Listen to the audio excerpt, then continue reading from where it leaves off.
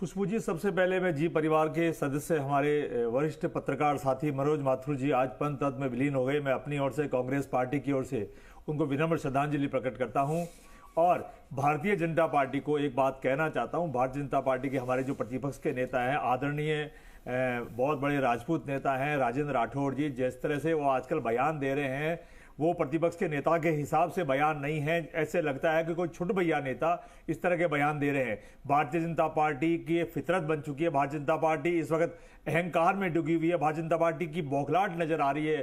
खुशबू जी, Bharatiya Janata party पहले बंगाल में बहुत बुरी तरह से पिटकर आई थी, उसके बाद हिमाचल में पिटी, उसके बाद कर्नाटक में पिटी, अब राजस्थान में पिछले पौने 5 साल बीत जाने के बाद भी इनको यह समझ में नहीं आ रहा है कांग्रेस पार्टी का राजस्थान में मुकाबला किस तरीके से किया जाए।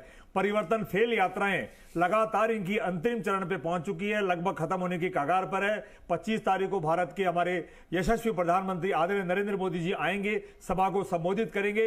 लेकिन मैं भारतीय जनता पार्टी को कहना चाहता हूं कि परिवर्तन यात्राओं के माध्यम से आपने जो भीड़ इकट्ठी करने का प्रयास किया वो असफल प्रयास रहा। आपने महिलाओं का डांस भी वहां करवाया, उसके बावजूद भी भीड़ इकट्ठी नहीं हुई, कार्यकर्ताओं में गुत्थम गुत्थी होती रही। इसलिए भारतीय जनता पार्टी अपना घर संभाले। कांग्रेस पार्टी का संभला घर है। कांग्रेस पार्टी के पिंक कलर के नाम से भारतीय जनता पार्टी को डर लगता है। पिंक कलर के जो टेंट, उसमें हमने जो शानदार योजनाएं ली, राजस्थान का अंतिम छोर पे बैठा हुआ व्यक्ति खुशबू जी कांग्रेस पार्टी की तारीफ कर रहा है, सरकार की तारीफ कर रहा है। और हिंदुस्तान में राजस्थान पहला राज्य है जहां पौने 5 साल बीत जाने के बाद भी सरकार विरोधी लहर नहीं चली है। पूरे हिंदुस्तान में कांग्रेस राजस्थान में जीतेगी, इसका ये मायने हैं। इस बात को आप मान लीजिएगा। जी चैनल पे सारे दर्शक आराम से सुन ले कि राजस्थान जीता तो मान लीजिए भारतीय जनता पार्टी की उल्टी गिनती शुरू हो गई है। को पेपर चोरों की जो है राजधानी करार उन्होंने दिया था, एक बयान उनका ये भी सामने आया था। इस पर आप क्या कहेंगे? क्या इस तरह से कुछ लक्ष्मणगढ़ में हो रहा है?